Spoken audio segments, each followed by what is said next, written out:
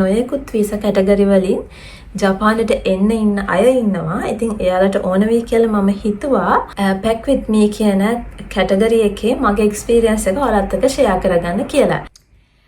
ඉතින් මුලින්ම කියන්න ඕනේ මම ජපානට ආවේ ඩිපෙන්ඩ් වීසා කැටගරි එකෙන් මීට අවුරුදු 3කට කලින්.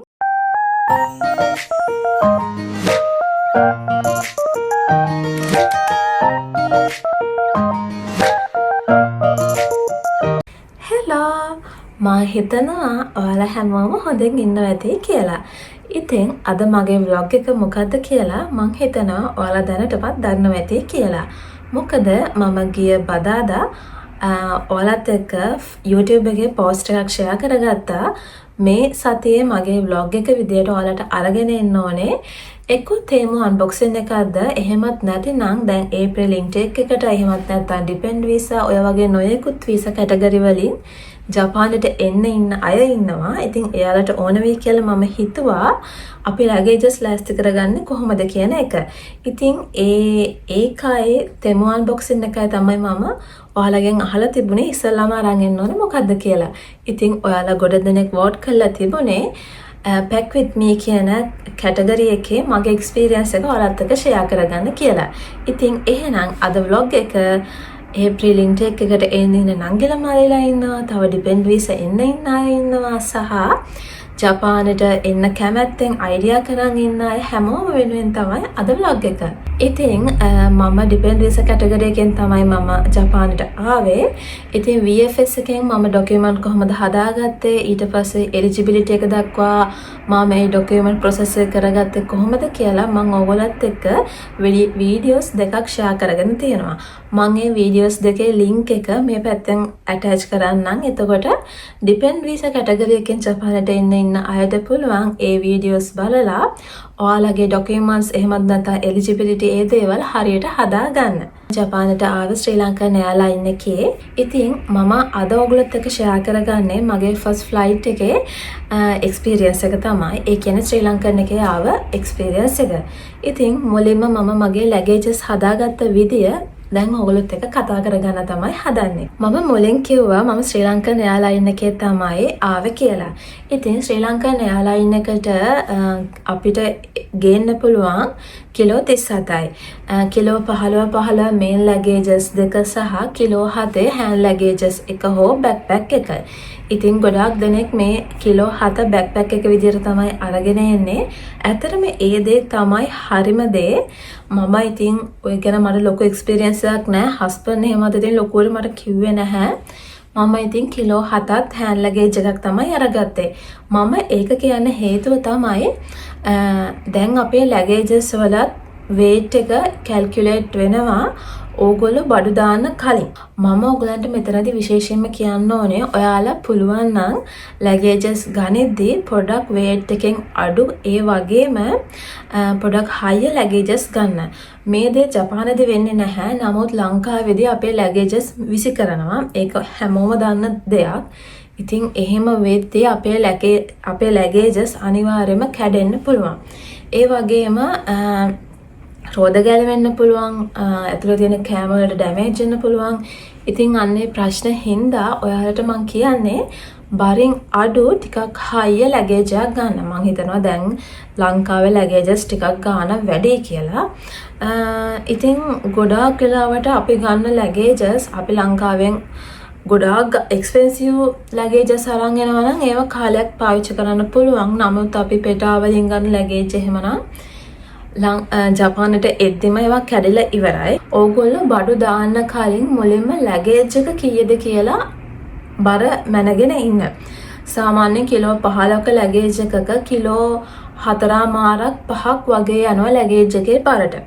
ඊට පස්සේ ඕගොල්ලන්ට ඒ 4මාර හෝ 5 අයින් කරාට පස්සේ normally කිලෝ 10ක් තමයි කිලෝ 15 එක ලැගේජ් එක දාන්න පුළුවන්. ඉතින් ඔන්න ඔය හේතුව හින්දා තමයි මම කිව්වේ hand luggage එක කිලෝ 7ක වෙනුවට පිටේ එල්ලන් යන backpack එක ගෙනාවා නම් ඕගොල්ලන්ට backpack එකේ බරක් නැහැ. ඉතින් ඕගොල්ලන්ට කිලෝ 7මාරක් 8ක් වුණත් backpack එකේ අරන් එන්න පුළුවන්. මොකද hand luggage එක කිලෝ 7 කියලා කියන්නේ ඕකෙන් කිලෝ 3ක් යනවා hand luggage එකේ බරට. ඊට පස්සේ අපිට කිලෝ 5ක් විතර වගේ තමයි ඔය hand luggage එකේ දාගෙන එන්න වෙන්නේ. ඉතින් luggage ගැන සැලකිලිමත් වෙන්න ඕනේ අනිවාර්යයෙන්ම. ඔයාලා මොන රටක travel කරා. ඉතින් ඔයාලා ජපානට එන්න ඉන්න අය නම් මේ vlog එක බලන්නේ ඇඳුම් එහෙම ලොකුවට මෙහෙට ගේන්න ඕනේ නැහැ. මොකද මෙහෙත් ඇඳුම් තියෙනවා සහ ඇඳුම් මිලෙන් අඩුයි. ඇඳුම් ගේන එක අඩු කරලා ඔයාලා වැඩිපුර කෑම ಜಾති අරන් එන්න. අපි ජපානයට අලුතෙන්ම එන්න ඉන්න අය. අලුතෙන්ම ආව අය. ඉතින් අපිට මෙහි තියෙන කෑම කියන්නේ වෙනත් රටවල් එක කම්පෙයාර් කරද්දී ජපාන්, චීන, කොරියා ඒ අයගේ කෑම සංස්කෘතිය මාර්ම විදියට වෙනස්. සමහර කෑම කඩට දැනෙන්නේවත් නැහැ. ලුණුවත් නැහැ. ඉතින් එහෙම කෑම අපිට හරියන්නේ නැහැ. ඇත්තටම දිරවන්නේ නැහැ. සහ ඉතින් සමහර වෙලාවට වගේ කෑම කාලේ එක අසනීපත් හැදුන අවස්ථා තියෙනවා. ඉතින් ඒකින්ද තමයි මම කියන්නේ අපි පොඩ්ඩක් සතියක් දෙකක් හෝ මාසයක් කල් තියාගන්න පුළුවන් කෑම ಜಾති හදන් යනවා නම් ඒක ගොඩාක් හොඳයි. චිලි පේස්ට්, චට්නි වර්ග, බටු මෝජු, සිංහල අච්චාරු, මලේ අච්චාරු, ඊට පස්සේ හාල් මැස්ස බැදුම්, පොල් සම්බෝල බැදලා, මාළු ඇඹුල් තියලා, ඊට පස්සේ චිකන් බැදලා, ඔය වගේ පොඩි පොඩි දේවල් කීපයක් වෑංජන් 10ක් විතර වගේ ඔයගන්ට පුළුවන් නම් අඹ මාළු, පොලොස්, දෙල් ඔය වගේ දේවල් ඔයගලන්ට පුළුවන් නම් ඕගොල්ලෝ ටිකක් වැඩිපුර අරගෙන එන්න. ඒක වටිනවා. දැන් ස්ටුඩන්ට් කෙනෙක්ට නම් ඔයාලා පුළුවන් තරම් ගෙදරින් කෑම ගේන්න. මොකද ඔයාලට ආව ගමන් මං හිතනවා ටිකක් ඔයාලට කියන්නේ ස්ටුඩන්ට් කෙනෙක්ට මෙහෙට ආව ගමන් මෙහි සංස්කෘතියට හැඩ ගැහෙන්න අමාරුයි. මොකද පාර්ට්නර් කෙනෙකුත් නැති හින්දා දැන් ඩිපෙන්ඩ් ආව කෙනෙක්ට නම් එයාගේ හස්බන්ඩ් හරි වයිෆ් හරි මෙහි ඉන්නවා. එතකොට එයාට ඒක එච්චර අවුලක් වෙන්නේ නැහැ මෙහෙට හැඩ ගැහෙන එක. මොකද එයාට හයියට කෙනෙක් ඉන්න හින්දා. නමුත් ස්ටුඩන්ට් ආව කෙනෙක්ට ඒ දේ ගොඩාක් අමාරුයි. ඒක හින්දා තමයි මම කියන්නේ පුළුවන් තරම් කෑම බීම අරගෙන එන්න. ඊට පස්සේ මමත් ඔය හදපු කෑම ಜಾති ඔය ටික ඔක්කොම ගෙනාවා. ඉතින් ඔය විදියට අපි අනිවාර්යයෙන්ම කෑම ಜಾති ගොඩාක් ජපානට එද්දි අරගෙන එන්න ඕනේ. ඊට අමතරව ඔයාලට 3-5 වර්ග කෑලි මිරිස් කහ, අමු 3-5, කළු 3-5 ඔය වගේ එක එක ස්පයිසස් වර්ග, කරදමුගු, කරාබුනටි, රම්පේ කරපිංච, උඹල කඩ ඔය වගේ දේවලුත් මම කියන්නේ වැඩි වෙන්නේ ග්‍රෑම් 500 හරි ගෙදර හදලා ගෙදර කොටලා ගෙදර වේලලා ගත්තාම 3-5 වල ලොකු මුදලක් වෙන්නේ. ලොකු මුදලක් අය වෙන්නේ නැහනේ. ඉතින් ඒක හින්දා මම කියන්නේ පුළුවන් තරම් ස්පයිසස් වර්ග ඒ වගේම කෑම බීම ಜಾති ජපානට එද්දී ඔයගොල්ලෝ අරගෙන එන්න කියලා. ඊට පස්සේ මම දැන් ඔයාලට කියවනේ කරපිංච රම්පෙත් මම ගෙනාවයි කියලා. හැබැයි මෙහි නීතියක් තියෙනවා කොළ පාට දේවල් කොළ පාට එළවලු පළතුරු ගේන්න බෑ. ඒ වගේම පළතුරු ගේන්න බෑ. ධාන්‍ය වර්ග කඩල මුංගට පරිප්පු දේවල් ගේන්න බෑ. ඉතින් ඔය කිසිම දෙයක් මෙහෙට ගේන්න බෑ. නමුත් ගොඩාක් කටේ රම්පේ කරපිංච ගේනවා. මම රම්පේ කරපිංච ගෙනාවේ එන්න කලින් දවසේ හොඳට ඒ කියන්නේ ඒවා අපිට අවශ්‍ය ප්‍රමාණයට කඩලා මද අවුවේ පොඩ්ඩක් වේලනවා. අපිට ඉතින් ලංකාවේ අවුව ඕන තරම් තියෙනවානේ.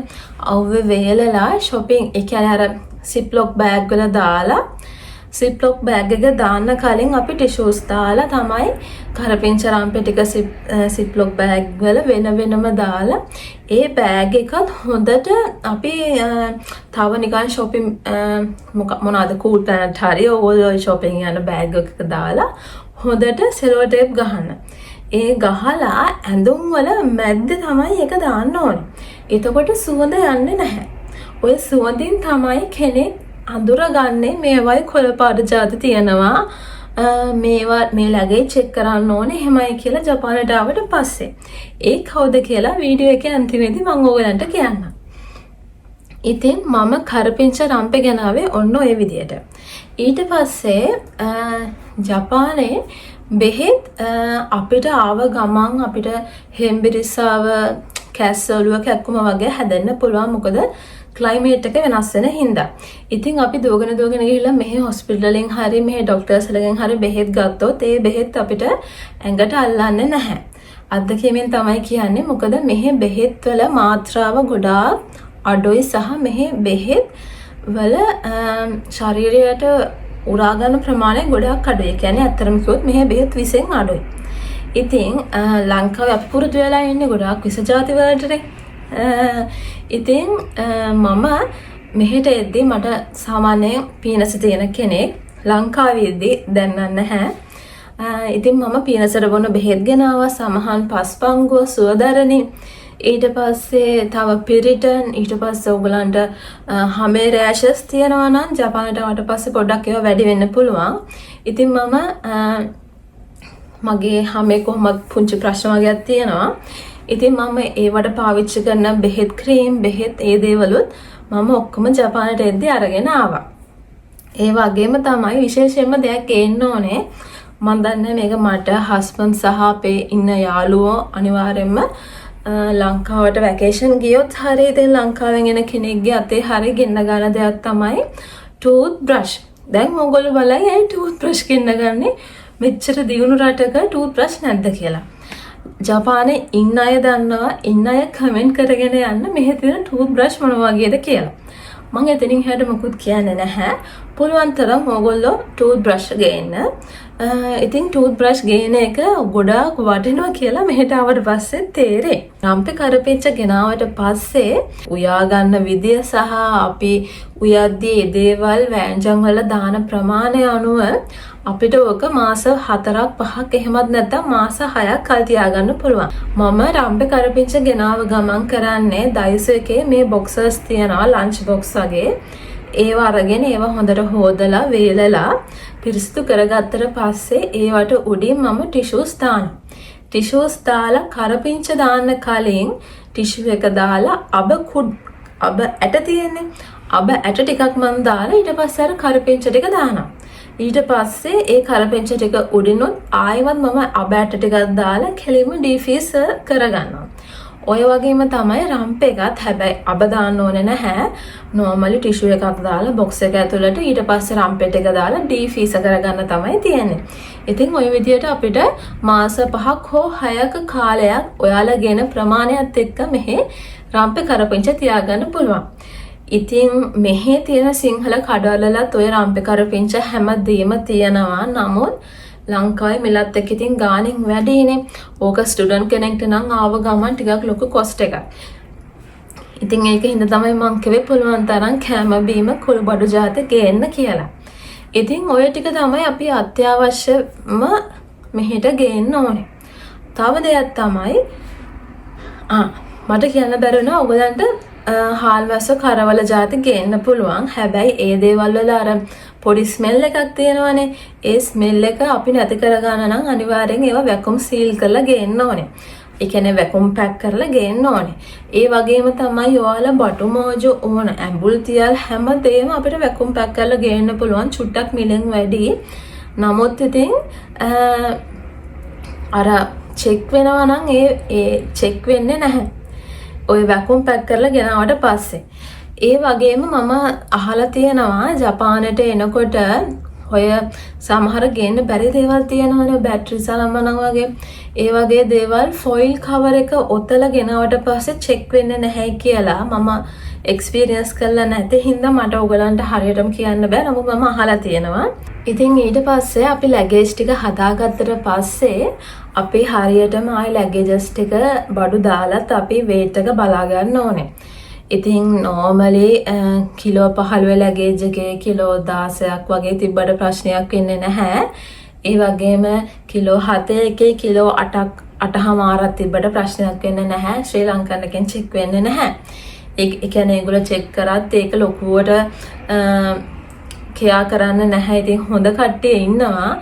හැබැයි මම මෙහෙම කිව්වයි කියලා ඔයගොල්ලෝ වැඩිපුර නම් ලැගේජ් වල දාන් අරන් එන්න එපා.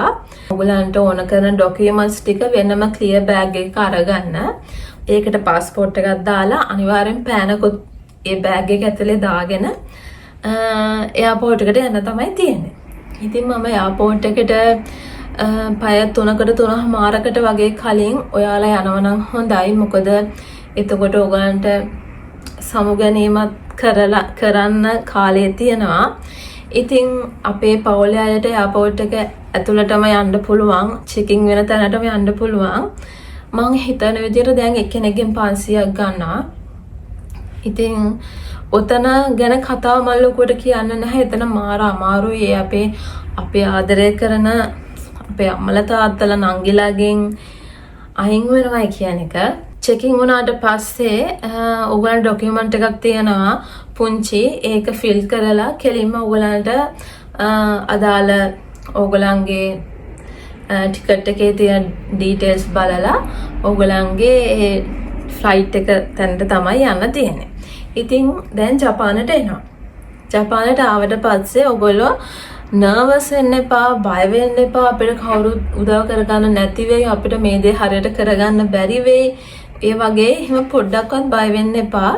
කිසිම ප්‍රශ්නයක් නැහැ. හැමතැනම ඉංග්‍රීසි වලින් ගහලා තියෙනවා. එහෙමත් නැත්නම් ඉතින් එයාපෝට් එක ඇතුලේ ඉන්නවා විවිධ ජාතීන් වල අය වැඩ කරන්න. ඉතින් එයාලා හැමෝටම ඉංග්‍රීසි පුළුවන් සහ එයාපෝට් එක ඇතුලේ වැඩ කරන අයටත් ඉංග්‍රීසි පුළුවන්, ජපාන අයටත් ඉංග්‍රීසි පුළුවන්. මම දැන් කියන්නම් ඕගොල්ලන්ට මම ඇයි රම්පේ කරපිංචා ඔය වගේ දේවල් අර විදියට පැක් කරලා හංගන් එන්න කිව්වේ කියලා සහ කරවල ඔය වගේ ಜಾති වැකුම් සීල් කරලා ගේන්න කිව්වේ ඇයි කියලා මම දැන් කියන්නම්. අපි දැන් ජපානට ඇවිල්ලා ඒ වැඩ ටිකත් ඔක්කොම කරගෙන අපේ පාර්ට්නර් එහෙමත් නැත්නම් ඔයගොල්ලන්ගේ ඉස්කෝලෙන් ඔයගොල්ලන් ගන්න එන කෙනා ඉන්න තැනට යනවානේ.